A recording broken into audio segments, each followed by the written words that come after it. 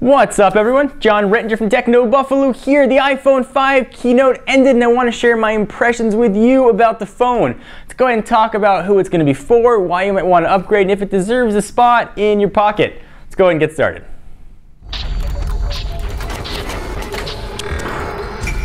So if you want a full recap of the iPhone 5 spec, check out our keynote recap video, but I'll give you just the highlights. We got a new body, it's aluminum and glass, and looks pretty good. It's exactly what's been leaked for the past month. The screen's got a little bigger, same width-wise, it's now 4 inches, give you an extra row of icons.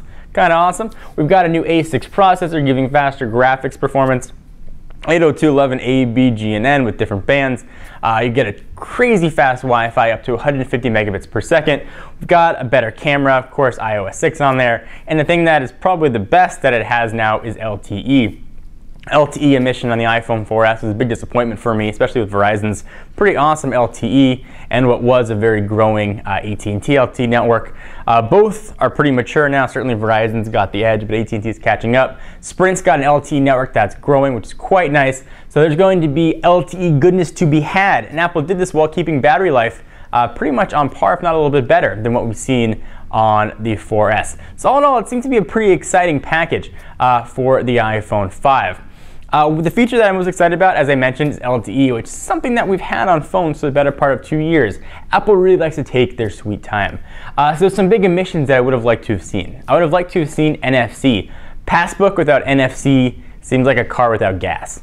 Yeah, it looks really cool, but you can't do that much with it. I would have liked to have seen some sort of NFC communications. It made sense. It seemed like the market was ready, whether or not it was for payment or information transfer. Complete omission from Apple's part. Most phone manufacturers now are doing some sort of wireless charging. You know, plug it in, plug a pad in, put the phone on top of it, and do some sort of charging. I would have liked Apple to have gone that same route, but we can't have everything we want. What we did get, though, was a pretty cool strap for the iPod Touch. So who is this phone for?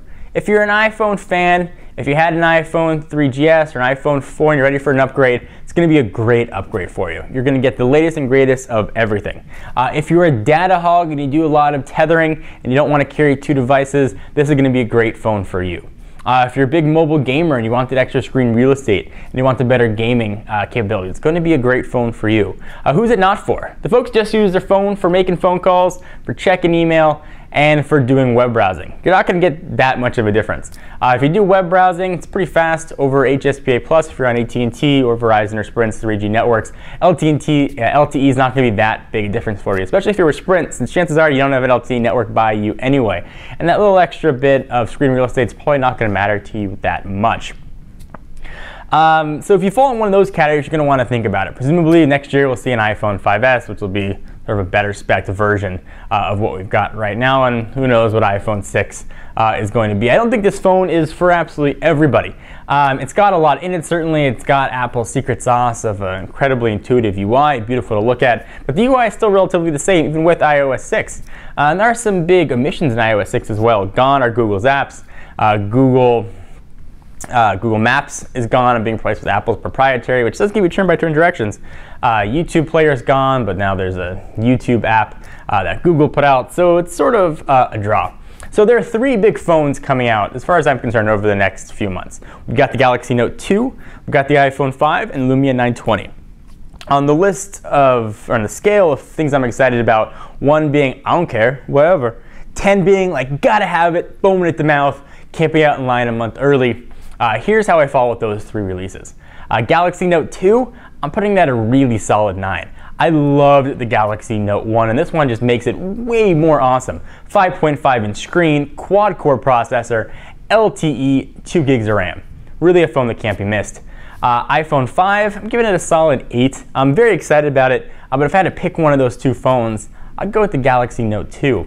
Apple has not always been about specs, certainly. They control the hardware and the software. It's called vertical integration. So they don't have to have the latest and greatest specs to make up maybe for some software inefficiencies. They can take maybe not the fastest hardware, but make it scream because of software efficiency. So it's really been very impressive. So I do expect a faster experience. So you don't look at the 2 devices, the Note 2 and the iPhone, and be like, quad core, probably dual core, 2 gigs of RAM, probably 1 gig of RAM, bigger screen.